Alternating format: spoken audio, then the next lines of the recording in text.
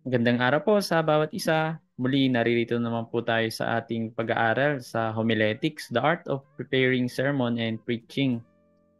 Ito po yung ating expository sermon na subject. Number 4 na po tayo. It's all about the context. At pag-aaralan po natin yung the how, meaning the process of observation and interpretation of the text. I'm your brother in Christ, Brother Roderick de Vera, and you are now listening and tuned in into Mobile Bible School. So now let's tackle about what is context, no? Ang nakaraan natin na mga pinag-aralan is under ng 7 study method in constructing expository sermon is about characterization. Yun yung first C. Second C is the cause, and then third is the composition. And now we are in the context na po. So what is context?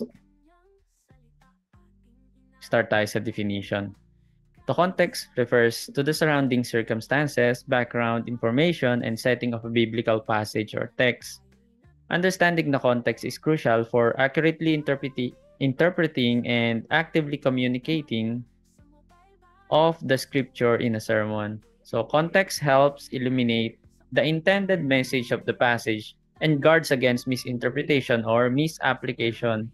So to make it shorter, ang ibig sabihin ng context, ito po yung pinaka-background na information ng kung ano yung binabasa natin or kino-quote na verse or yung nais nating gamitin upang i-explain or i-expound sa ating sermon. So yun po yung context na nakatutulong ito para magbigay ng illumination or patuloy na liwanag sa kung ano ba yung intention ng writer ng message na yon o sinong kausap. So yun po yung context, and there are several types of context that are important to consider when making biblical preaching. At tatlo po yung pinaka type ng context na atin pong i-explain. So there are 3 types of context that are important to consider when making biblical preaching.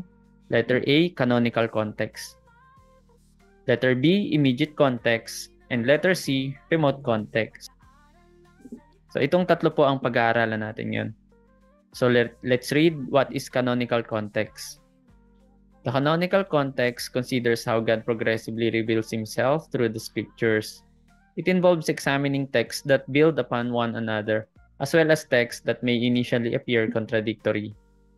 Mamaya ipapaliwanag natin mabuti. So ang immediate context naman is focuses on the verses surrounding a specific passage. It is like zooming in closely to understand the immediate flow of thought.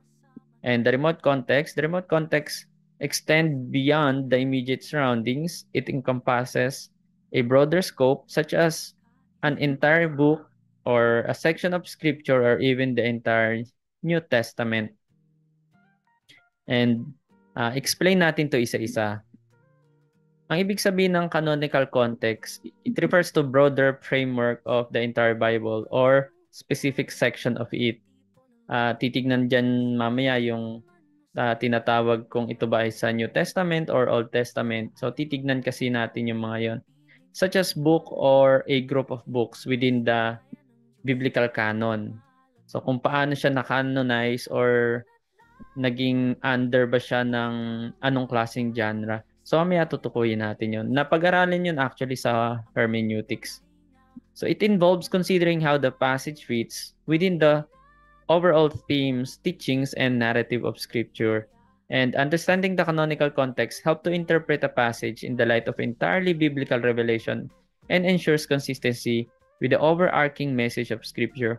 Meron ding mga yung tinatawag na dispensationalist or covenantalist, saan ito nagfo-fall on na covenant or saang part ng dispensation ito nagfo-fall, yung quotation natin or yung tinuturo natin or yung nais nating i-expound na text. So yun yung canonical context, and to be more specific, meron tayong dapat i-consider sa canonical context. Una, yung tinatawag na Old ba yan or New Testament? covenant ba yan or sa old covenant ba yan or new covenant.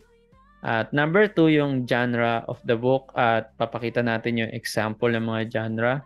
And about the local context at meron din tayong mga example ng local context. So takayin muna natin yung genre or old or new. Syempre, alam naman na natin, no, Old or New Testament about under ng canonical context. It depends on your continuity or discontinuity. Yun nga yung binabanggit ko kanina kung ikaw ba ay naniniwala sa continuity or covenantal view or discontinuity, meaning dispensational view ka. Sa mga hindi nakakaalam ng covenantal and dispensational, meron po tayong lesson doon sa remastering Covenant and Dispensation Theology. Panoorin nyo na lang po sa ating YouTube account. Sa playlist po kayo magpunta para makita nyo po. So yun po yung kailangan malaman natin na isa, no, sa under ng canonical context. So, are we quoting it from the old or new? So napakahalaga po yan. Ikalawa is genre of the book. So if you are quoting halimbawa Genesis, saan ba yun? Anong genre nun? Is it in the law? History ba yan? Wisdom, poetry, narrative, or prophecy? So you can type it in comment section kung ano bang genre yung Genesis. Yan. Anong genre ba yung Book of Job? Is it law, under the law, history, wisdom, poetry, narrative, or prophecy, and apocalyptic? So yun yung mga genre ng books, ano? So you can comment it also in our comment section para malaman natin kung ano talaga yung, or para malaman ko kung alam na natin or may background tayo sa genre ng books. So last example, yung Matthew. So ano ba yung genre ng Matthew? Is it in the law, history, wisdom, poetry, narrative ba yun? Prophecy, or apocalyptic? Number 3, local context. So under tayo ng canonical context, ulitin ko, 3 po yun. Alamin natin kung ito ba ay old and new, anong genre ng book. At sa local context naman, ang ibig sabihin nito, it is meron kasing discrete topic or unique event that is closely related to that topic or event within a writer's same book or in other books of the same writer. Halimbawa, 1 Corinthians at saka 2 Corinthians. If you are quoting in 1 Corinthians, baka may relationship siya sa 2 Corinthians, or in the whole book of 1 Corinthians, titignan mo ngayon yung local context ng buong theme ng Corinthians, how that chapter affects before the chapter of ng yung buong as a whole book, no, yung before, yung sa first chapter hanggang sa last chapter. So ito yung sample natin. Halimbawa, it's obvious in the Holy Scripture that a believer can't receive the ministry of the Spirit in 2 Corinthians 3:8 until he or she has repented from his or her sin, and he or she has first been reconciled back to God through the ministry of reconciliation. Meron kasing tinatawag dito sa 2 Corinthians 5:18 na ministry of reconciliation eh. So then in the first part of Paul's letter, he writes to the believers about what's available. A covenant of God of Israel, and the next, how to receive it. Bawat chapter kapag titignan mo yung grand theme and yung nais patukuyin ng writer, so hindi dapat na ang pagbasa lang natin sa Bible is per verse, yung kung verse lang or per one chapter. Kailangan ni malaman din natin yung buong grand theme ng book. So yun yung canonical context na tinutukoy diyan. Kaya dito tinutukoy yung bawat chapter. At sa chapter 3 nga, it appears to be the explanation of related to the God's new covenant. Then ang beginning ng chapter 4 appears to begin the preamble and build up to his introduction of ministry of reconciliation in chapter 5. So doon na yung introduction doon. That means though which believers can receive the ministry of the Spirit in chapter 3, So then, on account of the close relationship between the ministry of the Spirit and prerequisite to the ministry of reconciliation. So, kailangan talaga dapat ma-reconcile muna. Itinutukoy niya kung ano yung ministry of the Spirit in 2 Corinthians 3:8. Pero bago ka ma-experience yon, kailangan meron kang involved ka sa ministry of reconciliation, or kailangan ma-reconcile muna tayo back to God. So each of these closely related discrete topics are within another's local context, because each topic is written about within the same letter of or same book, no?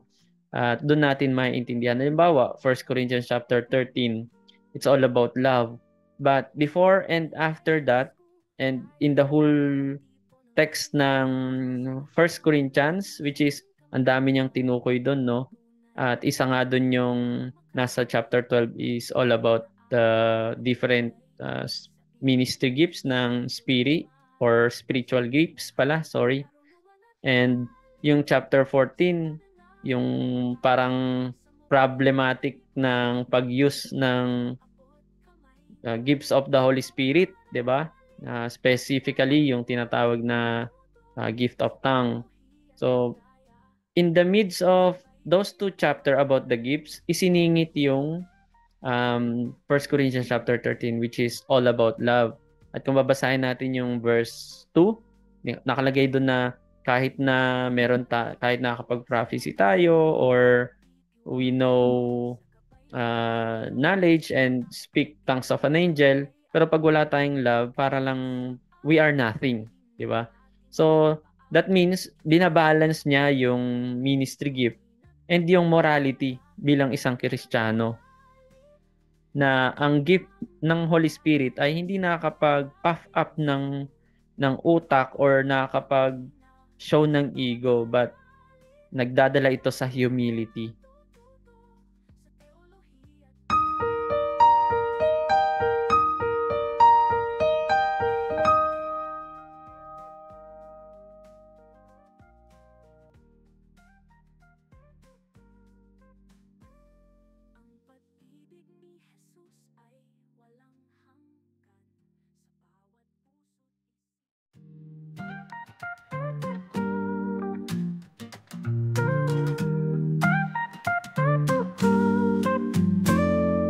Sa Mobile Bible School, tayo'y nagtitipon online. Sa tahanan man o saan ka man, naroroong tunay. Kaalamang makalangit at biblikal na aral ay makulay. Sa biyaya ng Diyos, tayo'y lumalago sa buhay. Karunungan at lalim sa pananampalataya. Sa Mobile Bible School, ito'y abot kamay na. Sa bawat aralin, tayo'y natututo sa teolohiya at biyaya. Sabay-sabay ay lumalago tayo.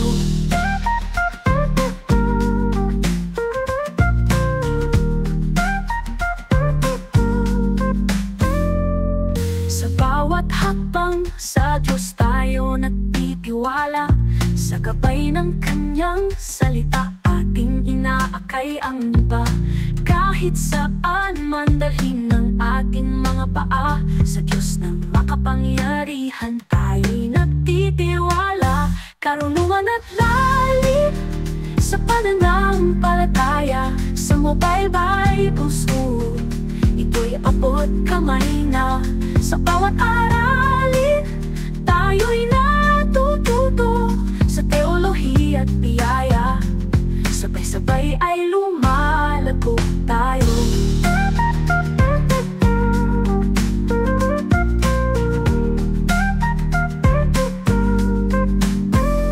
Ang pag-ibig ni Jesus ay walang hanggan. Sa bawat puso't isipan, tayo'y Kanyang tinuturuan. Sa online na paaralan, sama-sama tayong umaasa. Sa kaluwalhatian ng Diyos, tayo'y nagkakaisa. Karunungan at lalim sa pananampalataya. Sa Mobile Bible School, ito'y abot kamay na. Sa bawat aralin, tayo'y natututo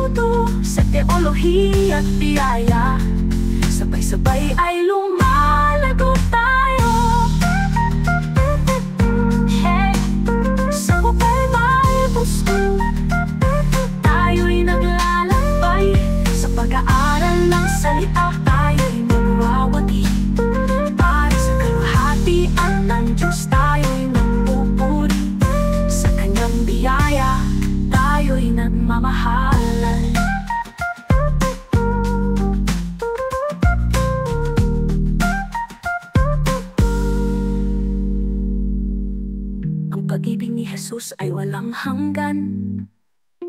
Sa bawat puso't isipan, tayo'y kanyang tinuturuan.